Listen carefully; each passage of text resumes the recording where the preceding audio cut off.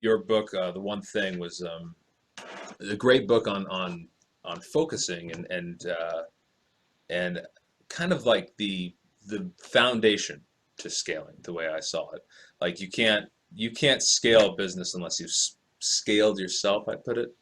Hmm. And so that's kind of why I thought it would be a great idea to interview. Um, anyways, I guess I'll get started. Well, Go it's ahead, sorry. similar. We talk about, I don't know that we say it in the book, but the path to leadership is always through self leadership, Hmm. right? Yeah, And, I mean, go back to John Maxwell, the law of the lid.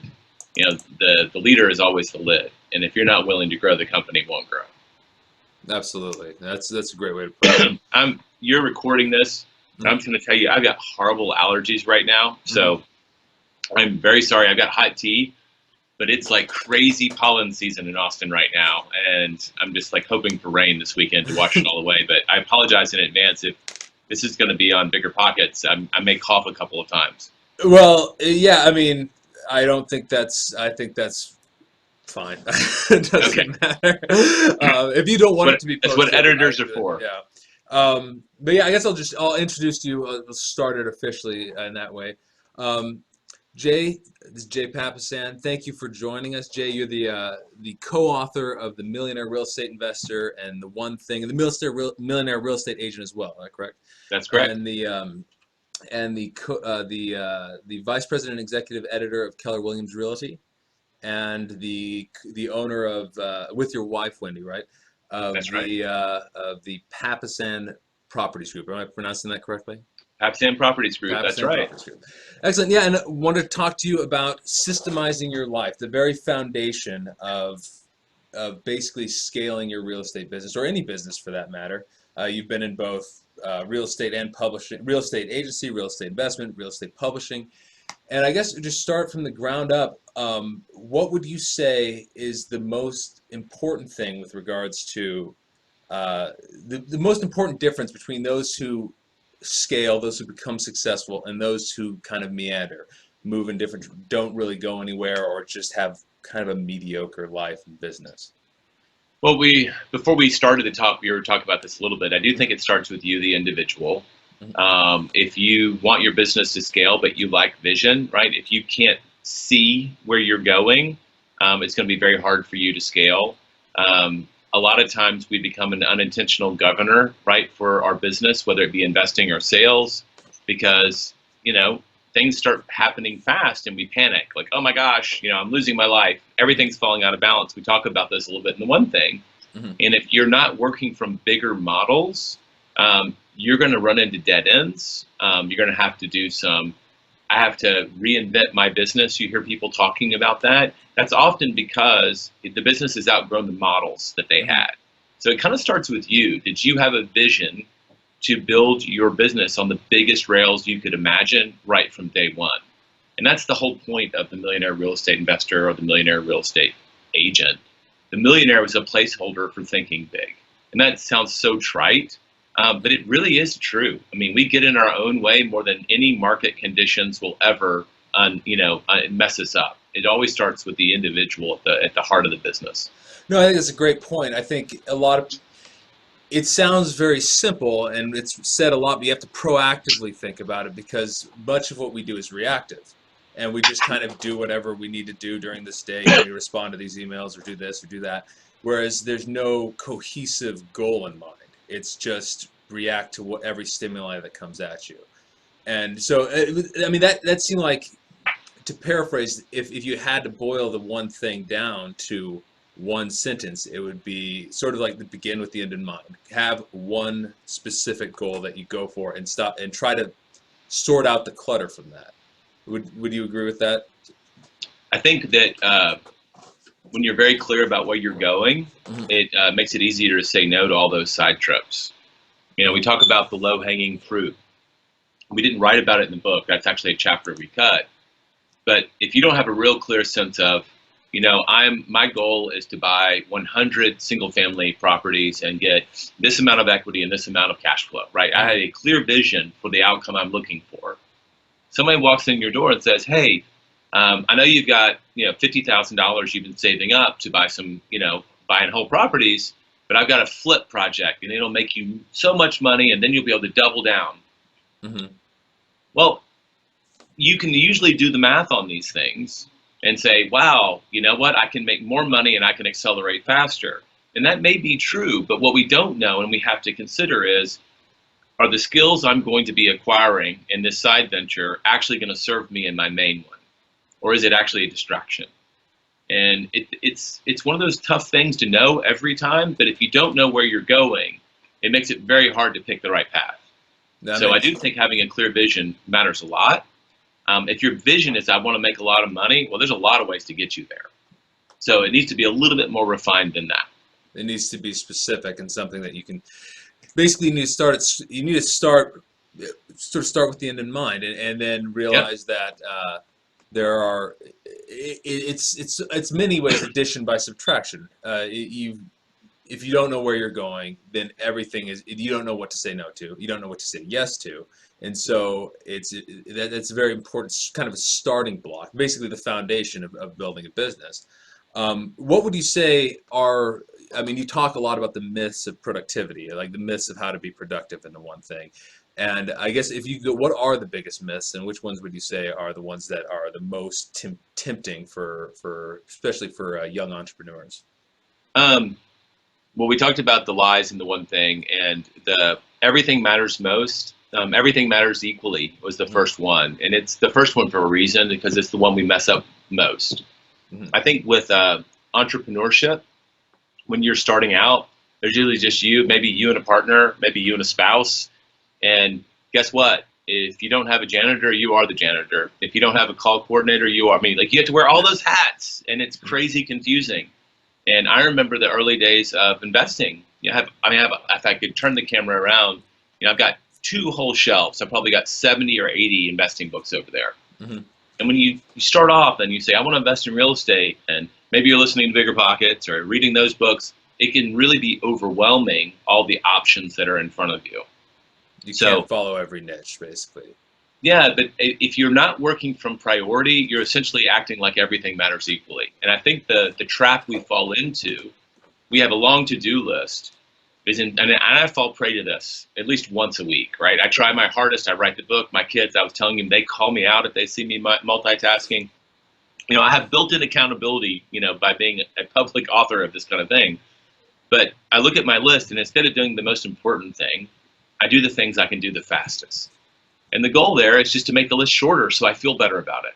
More things you can cross off, the better you feel. Yeah, but that's not how business works, and that's not how investing works, right? In the Millionaire Investor, we kind of, all the people, I got to interview 120 net worth millionaires, people who were back then, this was 2003 and 4, I was talking to them. It wasn't, you had to own quite a few properties to be a net worth millionaire back then. These guys had done pretty well.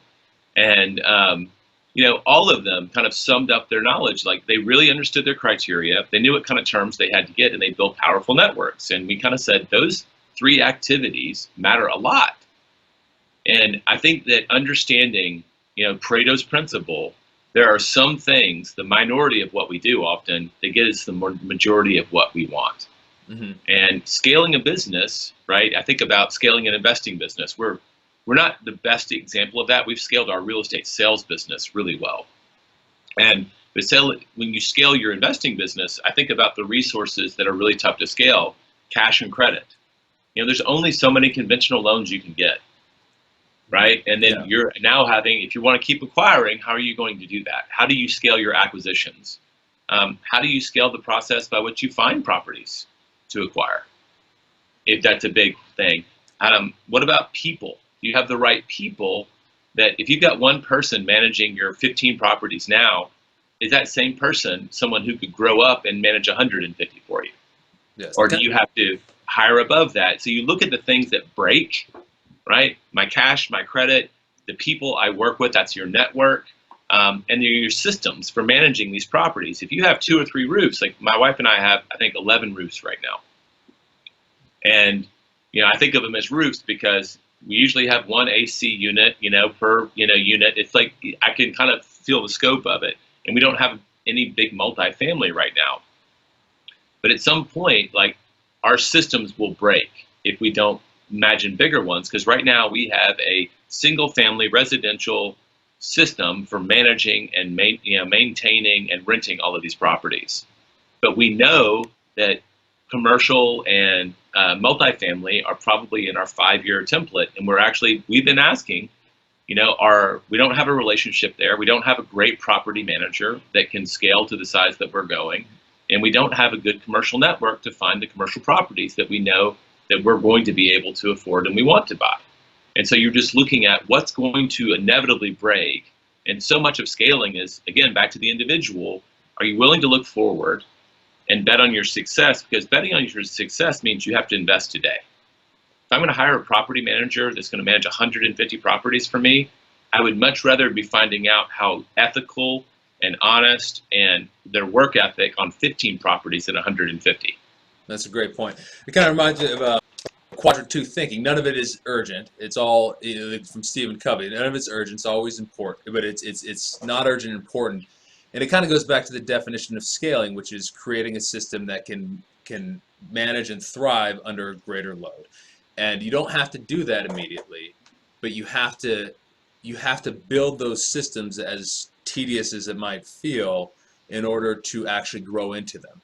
Otherwise, you'll grow and it will break, and then that's doing it backwards, even though that's why most entrepreneurs have their hair on their fire most of the time, right? Because and it's going to happen to all of us. Like, there are systems, no matter how careful you are, you just didn't anticipate that thing was going to break today. And it just will, because if you're growing, you're going to be outgrowing stuff. But the idea is, are you thinking big enough so that when you buy your software package, like I started on spreadsheets. At some point, are you going to graduate to actual software for managing your properties, right? Yeah. And it's just a matter of thinking big enough. It doesn't mean you have to incur those costs day one. But if I'm working on a spreadsheet, but I know I'm going to hire a CPA, maybe I'll make sure that I'm doing my spreadsheet in a way that makes it easier to hand off to a CPA.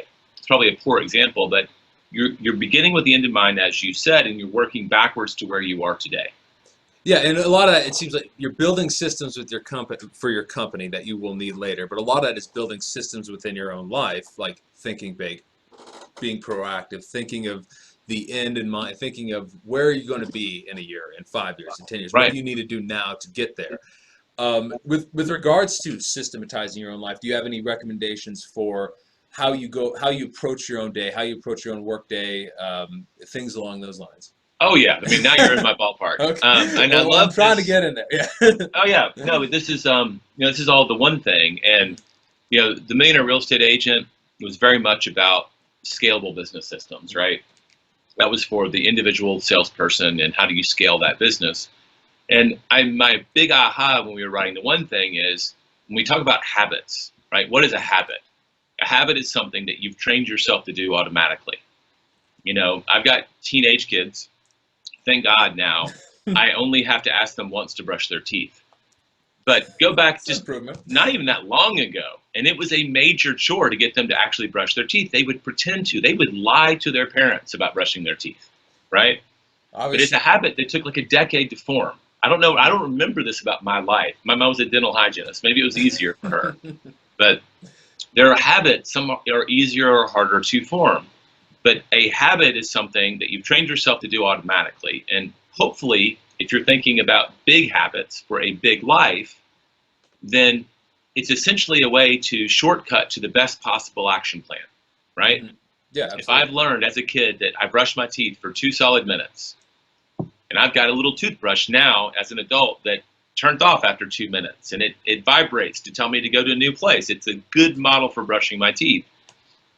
Well, that's a model that I can take with me to the end of my life, and it's a great model. So you look up, and your personal habits are incredibly powerful. So let's flip that and say, and they're just like a system for your business. But what do I need as an individual if I'm going to grow a scalable investment company? Well, first place we looked, and every time I get a chance to read these books, is what's different about people who are multimillionaires compared to people who aren't. Mm-hmm. And you can get a glimpse into some of these surveys. Dental hygiene? Yeah. Proper dental hygiene. Yes. Good. I would like to believe so because I've heard that other than quitting smoking or quitting like a Schedule II drug, there's nothing that adds more years to your life than brushing and flossing your teeth. Really? You go back to the dark ages when everybody died at age 40, a lot of that is attributable to dental health.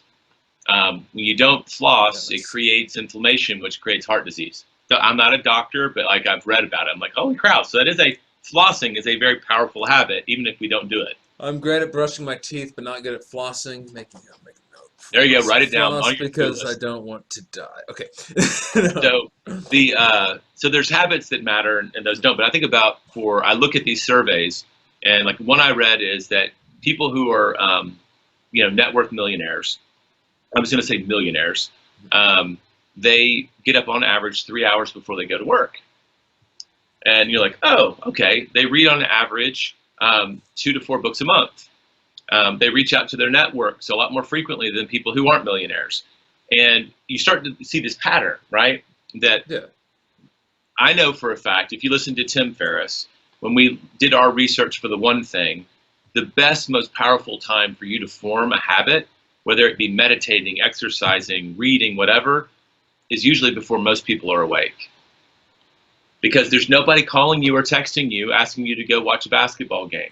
There's no distractions. There's really no good TV on unless you like to watch, the network news that's on 24 hours. So there's very few distractions. The world isn't asking you for their attention. So my wife and I, we've been getting up at 5 a.m., 5:10, pretty much ever since we had kids. In the beginning, it was because we had kids, but we just kept the habit. And that's our chance to exercise, to eat well, to spend time together. I read every morning. She writes.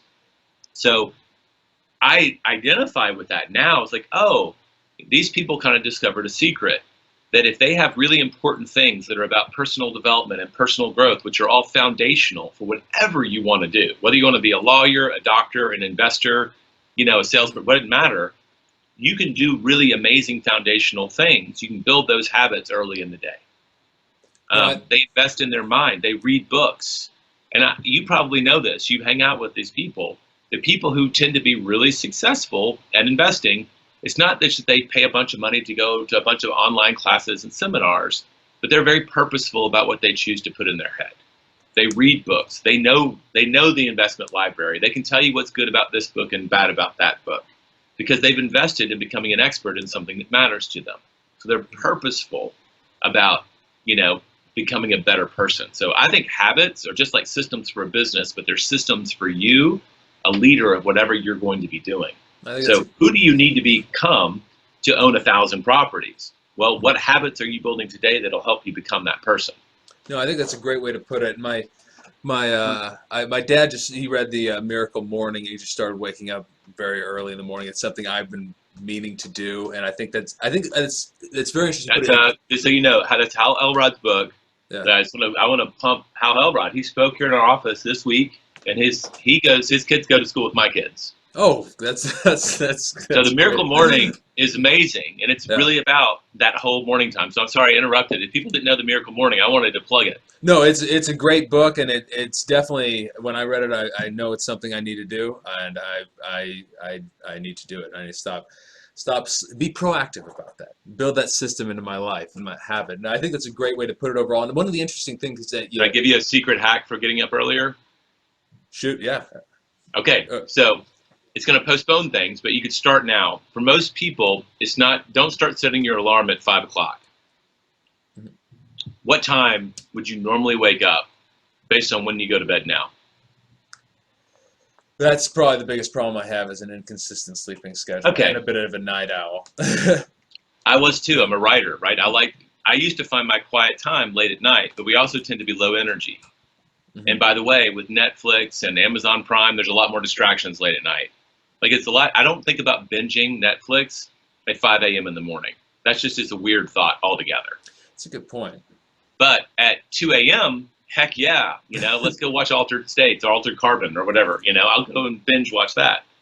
So I usually tell people start by just take an hour or 30 minutes. But the great hack actually happens in the fall. In the fall, when we do our time change and you fall back, change your clock, but keep getting up at the same time. Now you've just got an hour every morning with no sleep deprivation at all. That's If you got up at 8 before, now you're getting up at 7, and there's no cost to you physically. And you can do that 3 years in a row, and boom, right? You're like Elon Musk. You're getting up at 5 in the morning. No, that's a good idea. And I really like the way you put it. There's no distractions. Not only you kind of that thought process of just binge watching Netflix. Your whole day is ahead of you. You want to get on it instead of just like, oh, whatever, I'll do it tomorrow. But also the lack of distractions. And I'd be curious if you take that further. The energy, Yeah. if you're a night owl, the idea of having more energy in the morning sounds weird. I get it. Yeah. But once you adjust, you actually do have more mental energy, and you hit on something. Your whole day's in front of you. I just want to hit on that. That's actually magical, because when you start on the right foot, it creates momentum for your entire day. When you end on the right foot, great, you trip into bed. There's no momentum gained, right? You have to start all over again. But I look up sometimes. My wife and I work out with a trainer 3 times a week, and she brought a 350-pound tractor tire to my driveway this week. I could have killed her and made us flip it 1,000,000 times. I'm still hurting. But I'll tell you, at noon, the staff wanted to go out to lunch. And I thought, well, I'm not really doing that. I'm eating at my desk because I want to eat healthy. But I was like, I did flip a 350-pound tire about 40 times this morning. I kind of earned it. So, like, there's this idea of if you start your day doing the right things, in the middle and the end of the day, you have this immense feeling of having done something important and that satisfaction that you can continue to ride, or you can just reward yourself for having done it. That's a good point. When you postpone it, there's that postponed sense of dread. Like, I've still got to do that thing. I've still got to do that thing. And you don't actually ever get to relax. So it's a real, the whole day in front of you, you said that unlocks a whole lot for people when they realize that starting strong is huge in terms of your days. It would also seem to me that this kind of goes in my own life of when I hit that kind of flow or whatnot at midnight, and then I just go till 4 a.m. I've got 2 choices the next day. One, I'm sort of the entrepreneur guy, right? So I could just sleep in and show up to work late, and then I've got then I've just set the schedule. Now I'm off all the time, or I can get very little sleep and be a zombie the next day. So it's like you almost, by getting in the flow at the wrong time, wrong time is the wrong way to put it, but getting in the flow at a time that's going to screw up your sleep schedule, you've maybe screwed up your next week, your next month, or who knows. Whereas if you do it in the morning, there's, you have the whole day, and you can much more easily set the right time to go to bed and all those things. You're thinking all the right thoughts. And I mean, I would tell you, I got to interview a guy named Charles Poliquin. He is like coached more gold medalists in weightlifting than anyone else. He's like they call him the strength sensei. He's like amazing. And he's funny and profane. So he cusses, which I like, because we don't get to cuss here. And so it just cracks me up like a little kid. But he's a health expert. And I'd asked him for our interview, I said, I want to talk about what's the one thing for athletic pursuits. And, everybody says, like, if you want to get in shape, like you get abs in the kitchen, not in the gym, right? So I kind of knew it's like what you eat actually matters a lot more than what you do in the gym, because there's no amount of curls you can do that'll erase 2 double cheeseburgers. It just is not, the math doesn't work. And we talked a lot, and he said he put a lot of things in front of even food and your exercise. Like, you talked about supplements, but the number one thing, sleep. Because that's how your body grows. When you sleep is when everything gets set in your brain. It's when your muscles get stronger. That's when they heal and grow. And sleep actually sets your I'm going to say the wrong words, but like the enzymes in your body. So if you are sleep deprived, you don't feel full as quickly as people who are not sleep deprived, and you're more likely to feel hunger cravings than people who are not sleep deprived. So a lot of people who have a weight problem have a sleep problem. That makes sense. No, I think I've heard things like that. Like your sugar tooth, you're more apt to go for sweets. Sleep is important, and it's missed by a lot of people, including myself. We're chronically, as a world, I mean, like, we're very chronically sleep deprived. A great book I don't get any money for these recommendations. It's called Sleep Smarter by Sean Stevenson. Really smart dude. It's 21 techniques that you can do. And I think my wife and I implemented 18 of them. There's a couple of them that were just a little airy-fairy for me, like walk around barefoot on the grass. And there's probably something for it, but like I just don't have any room in my life to go do that every day. But I can put blackout curtains in my room. I can do certain rules around screen time and caffeine, and it's really improved the quality of our sleep. And I can tell you, it's a big thing for us when we on page 114 of the One Thing. Your first one thing is your spiritual life. That's what just me and Gary's believe. But your second one's your physical health. If you're going to achieve massive success, you're going to need massive energy to do that over a long period of time. It's not a sprint, it's a marathon. And so you have to take care of that engine. And a lot of people who are young are just really ambitious. They cheat and they use mental energy and they have high stress. And what happens is that they hit a wall much later on and it's really tough to recover. So it just always pays to take a bigger model for your health. It doesn't mean that you can't drink or have caffeine or stay out late. But if you go to bed at the same time most nights, and the best way to go to bed is to get up every day. If you get up every day at 5, you're going to bed early. I can guarantee you. Because I can stay up late for like 2 nights. Every year we do our fantasy football draft, me and the same guys for like 14 years, and we do it at travel. So for 2 nights, I'm up late. But by the 3rd night, there's not a chance I could stay up late, right? So I can cheat. I can still do the fun stuff. It's not like I have no life. But my body is going to tell me, you have to reset and reset now. And it becomes its own governor because I've built a habit of waking up. And I just wake up. It's a feedback mechanism, just like your kids telling you that you're multitasking or something like that. No, building in feedback mechanism seems to be particularly important. I want to get to that real quick, but before we go to that, I just wrote an article for Bigger Pockets recommending that people throw their TVs in their trash can.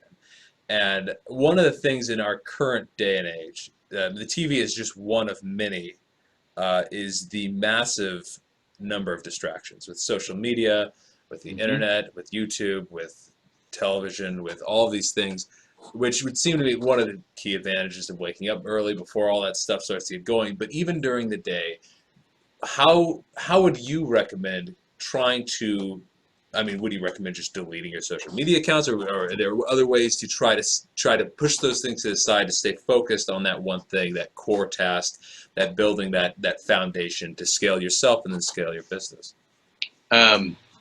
I remember an interaction between my partner Gary Keller and a really smart real estate guy, and the other guy's kind of famous. He doesn't advocate having any debt on your house even. Dave Ramsey? And I'm not going to say. Okay. And that's fine. But he's not the only one, right? There's smart people who, I get it. And I just remember Gary can be very direct, said, you're kind of like an alcoholic telling the world they can't drink because you can't hold your wine. And I said, there's nothing, he's like, I get why you're saying it, but what applies to you doesn't apply to everyone. And so I love that statement because I thought it was true and I thought it was direct. And I think as an author, you always have to qualify where your advice is coming from. If you can't control your urges to be on social media, well, maybe you do need to delete them. But if you can, and you can acquire good habits around them, why would you deny yourself one of the most amazing free megaphones you can have? Now, I know we've heard about the fallout from Facebook, but it's still, come on, 10 years ago, we couldn't connect to that many people, that many potential customers that easily or that quickly. It is a very powerful tool if it's used wisely. So it's kind of like money. I remember when we wrote, The Millionaire Real Estate Investor, there were people who thought money, right, was evil. Money's just a tool. It's what you do with it. Money's good for the good it can do is what we walked away. So all of these things, TV can be agents of good or bad, depending on how you lead yourself around them. So if you have an issue with TV, then throw it out the window. But don't make me throw mine out. Because I like the Game of Thrones. I like to watch baseball on mute and read books. That's how often I have a book. And I will glance up every once in a while, and thank God for DVR, because if the home team scored a run, I can hit pause, put a bookmark in my book, and go back and find out where the action was. I'm too old and I've lost patience to actually sit through a baseball game in real time unless I'm at the stadium. But I can still follow my team. So we don't watch a ton of TV, but I do love movies. Yeah. So I've figured out by focusing not on what I shouldn't do, but rather what I should do. And so for me, I would worry about social media and TV if I wasn't reading books. Because ultimately, as an author, as someone who wants to be thoughtful in my life, a good parent, I have to consume good information. And to me, books are still the best way to get really deep learning. Doesn't mean that computer classes, all those are bad. That's just my preferred way. So I set a goal of reading a book a week. And if I'm on path for that, I don't care how much time I spend on social media or how much time I spend watching TV, as long as my number one priority is being taken care of. Okay. You know, those are all distractions. Some people read crap books, and that's a distraction, right? They should burn their books, right? Because all they read is smutty romance. No, but I set goals around how many nonfiction and fiction books I'll read each year. I think fiction books are good for you too. But I want to be a balanced reader, and that makes me a better writer. And I have goals, and I share them with my coach. It's one of the questions my coach has to ask me is, you on pace? Are you on pace for your reading? And if I read a big book like, Principles by Ray Dalio, that's going to take a couple of weeks. I don't read that book in 1 week. Mm-hmm. But there'll be shorter books, and over the course of the year, I'll get 50. So I look at your priorities. And if you're doing those things, then I don't really worry about the other ones, right? That's noise. That's the Pareto's principle.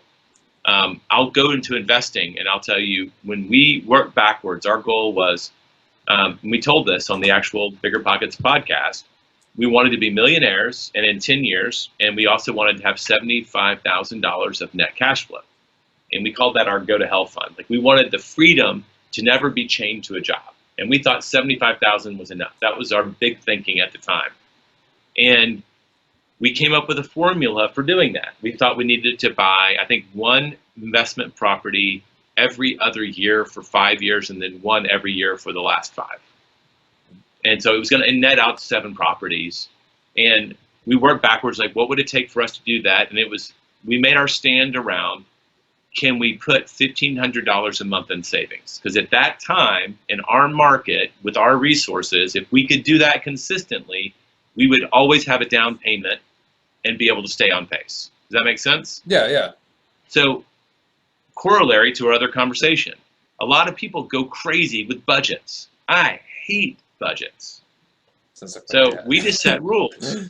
As long as we aren't increasing our credit card debt, right? So we're living within our means, and we're saving $1,500 a month, we don't have to track anything, right? Yeah. No, that makes perfect sense. That means we're doing the things that matter, and that all that busy work goes away. And that's just a philosophy I've learned from Gary, and it's kind of been the one thing. But so I have to go read your article now, because you still might convince me to throw away my TV. Well, I should know that. You hear where I'm coming from. No, absolutely. I should note I made an exception for Netflix and things like that, like shows that you're watching or stuff like that. But the biggest key, I think, if I paraphrase, you let me know if I'm paraphrasing this right, is to maybe take an inventory of your life.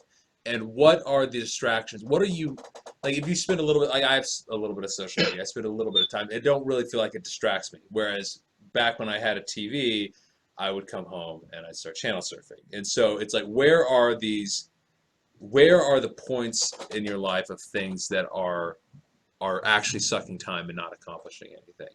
Whereas if you use social media a little bit here, a little bit there, use it for marketing, use it to keep in touch with old friends, all those sorts of things, that's not a waste of time. That's important things to do. Obviously, marketing yourself and keeping in touch with people that you might have otherwise lost touch with. But there are people who get sucked into it and get, they need the likes and whatnot or something like that. So finding which, if any of these points are really time sucks, really taking your life away from your focus, taking you away from your business and your family and things like that, and trying to either bring those back into moderation or, if absolutely necessary, simply eliminating them. Would you say that that's probably the way that you would approach it? That's a more moderated approach. And I just would say, I don't think it's not my personal goal, and I think I can speak safely for Gary. Life, huge, extraordinary success does not require you to be on target and on purpose and on point 24 hours a day. In my experience and watching Gary, if you understand what the real priorities are and you have a couple of good hours a day, but you do that every day over the years, you're going to outstrip everybody you're racing with and be laps ahead of them.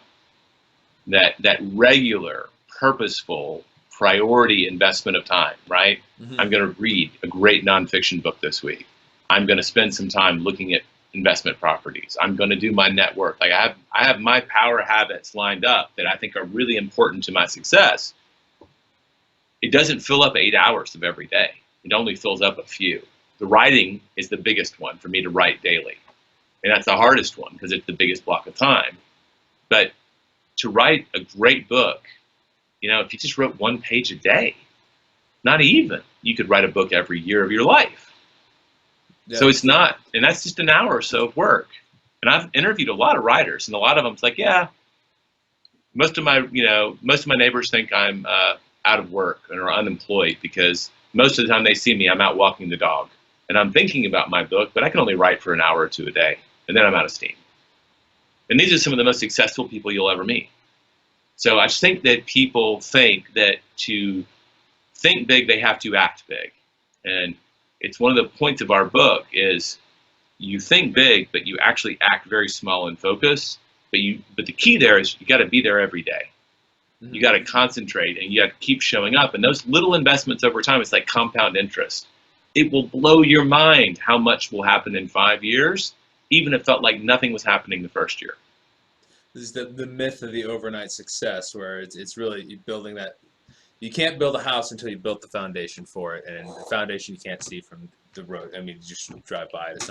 It doesn't look like it's there. Most of the overnight successes that you and I get to witness, if you looked under the hood, right? You looked under the foundation, you would realize they've been working for 5, sometimes 10 years to get to that overnight success. Yeah. But absolutely. It ramps up so quickly at the end, it will take your breath away. But most people, you know, it's a cliche, they quit before they get there. It's the people who stick it out. I mean, you're a buy and hold investor. Is that what you said? Yes. Right? I mean, time, that's your friend. And time does amazing things.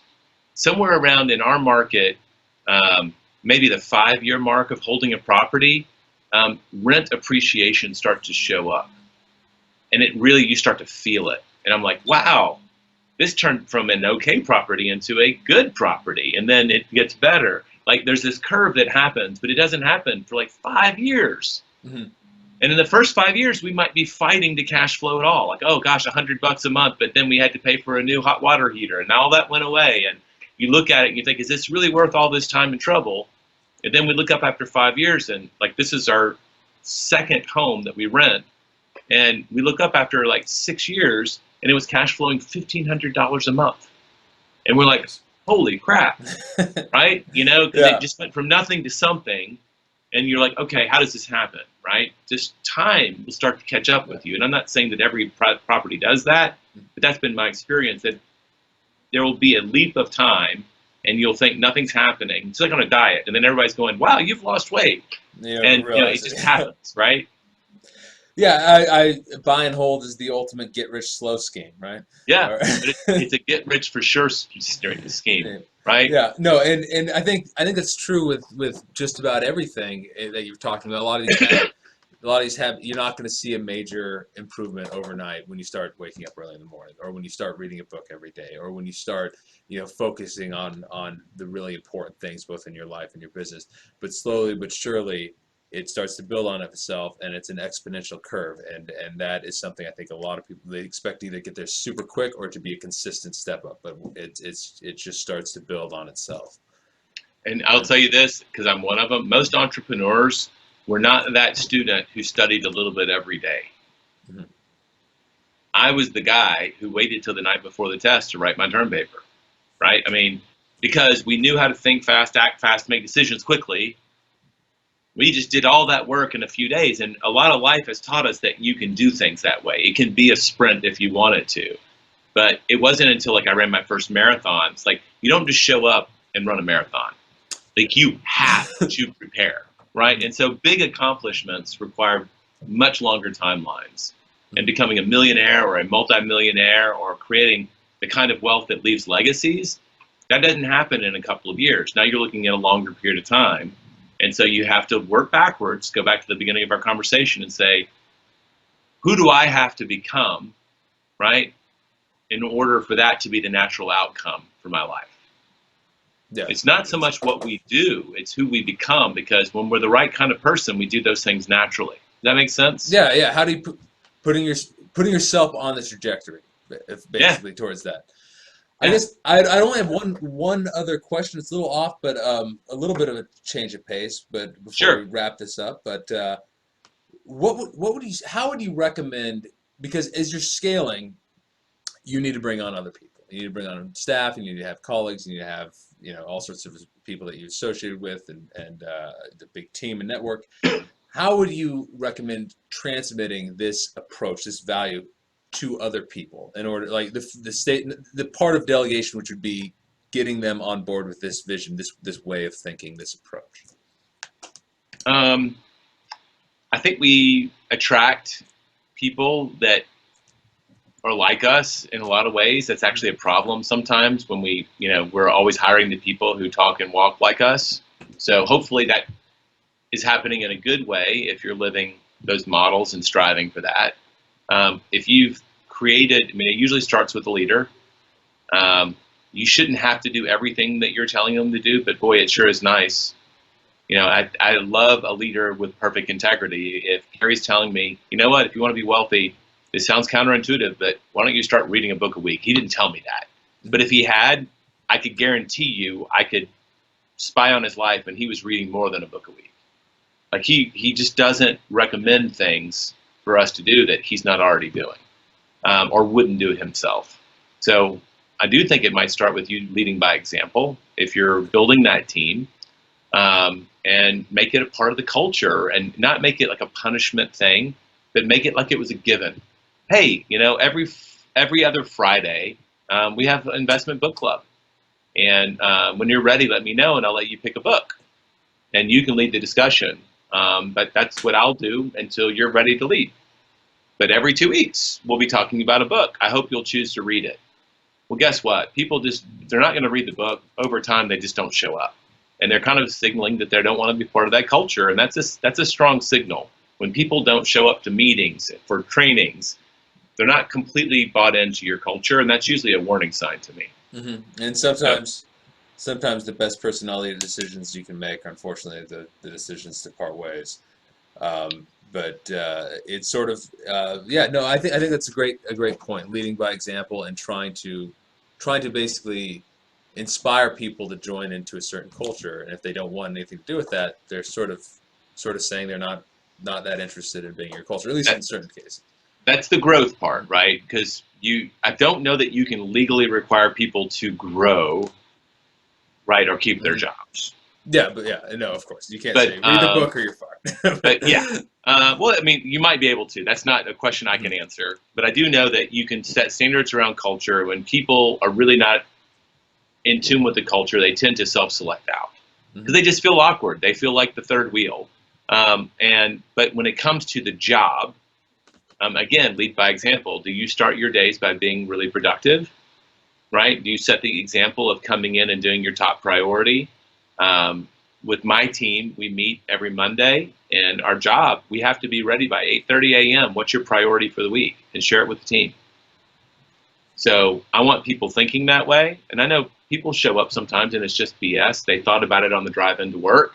They didn't really look at their calendar, because I can tell by the way they're talking.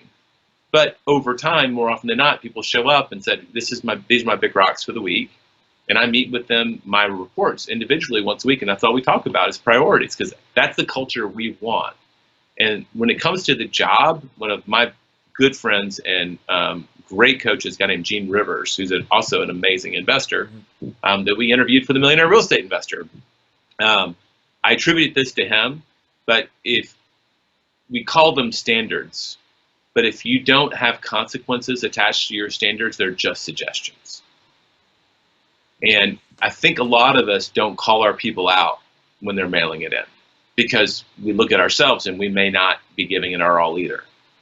And it feels hypocritical. That's one of the gifts my wife has with her team, is she's very clear about standards. She's very clear about standards in the house that I live in too. And she'll call a spade and said, hey, it looks like you mailed it in today. And she doesn't say it with heat. She doesn't say it with judgment, but she calls a spade a spade. And it's crazy how, the Hawthorne effect, when people just know you're paying attention, how much better they perform too. So I'll say that there's the growth, which I think is cultural. When it comes to the job, I think you have standards and you hold people accountable to them. And it's interesting how this kind of ties all back together in a nice little bow. What was implied there is it's a lot easier to call a spade if you're doing it yourself, because you're not feeling hypocritical. And so if you lead by example, you systematize your life, all throughout your business, it's easier to systematize. In fact, it's basically required to, because it's really hard to call somebody out on something that you're not doing yourself. And well, from a point of how much integrity do you have, Yeah. that is absolutely true. Here's a weird thing. It's a lot easier to spot people that are not living to standard, that aren't you, than to see it in yourself. And the truth is, when we look at what we did today, we will always color that with our intentions, right? And we know what we intended to do, and so we know that we were true to our intentions, even if the execution wasn't there. Mm-hmm. And we tend to see the people around us without any of those intentions at all. We just see what they did. And that gap is huge. And that comes back to, like you heard me mention it earlier, if you're really on a mission for growth, at some point, all the top performers that I've ever interviewed, they have a coach. And it's not someone, because you're the business owner, it's not someone who holds you accountable. That language is really kind of parental. I don't like it. Mm-hmm. But you choose to be accountable to your coach, because you know that accountability will make you better. And so I show up every week. I've got my goals right here. I update them every week. He knows the key metrics for my business, and he's going to ask me about them. And I know that he's going to ask me about them, so they better be moving in the right direction, or I've got an uncomfortable conversation. Can he punish me? No. Can he fire me? Well, if he fires me, he's losing income because I'm paying him, right? But it's all about the choosing to be accountable. So I'll just say that last piece for me, that accountability, you perform it for your people. That's your job as the leader. But are you held accountable, or are you choosing to be accountable to someone else? Most CEOs in public companies, they have a board and they're accountable to them, right? Mm-hmm. It's built in when it's a big opportunity and a lot of dollars are at stake, people build accountability into the system. In most private enterprises, it's not. Mm-hmm. I'm the boss and it's my way or the highway, that kind of stuff. And great for you, but that's not what massive, extraordinary success actually looks like. It's it's interesting. A lot of entrepreneurs go into entrepreneurship because they want to work for themselves and not be accountable. But it's critically important to take that step back, become uncomfortable, and find a way to hold yourself accountable, or demand of yourself to be held accountable. You got it. Yeah. Otherwise, you're just going to be spinning your wheels. You know what? Gary told me a long time ago. He just said, if you want to really grow, get comfortable being uncomfortable. That's you just said it's really uncomfortable. And it's true. A lot of personal growth, a lot of leadership is uncomfortable. And at a certain point, your fear of being uncomfortable will go away. And that's a really powerful moment in everybody's life when you get to there. Absolutely. Jay, I really appreciate it. Thank you again for taking the time. Again, Millionaire Real Estate Investor, best real estate book ever. Oh wait, I'm a Bigger Pockets. After all these years. Doing this for Bigger Pockets. Second best. No. And the one thing, and thank you again so much for being on. Thanks for having me. Thank you. And by the way, I have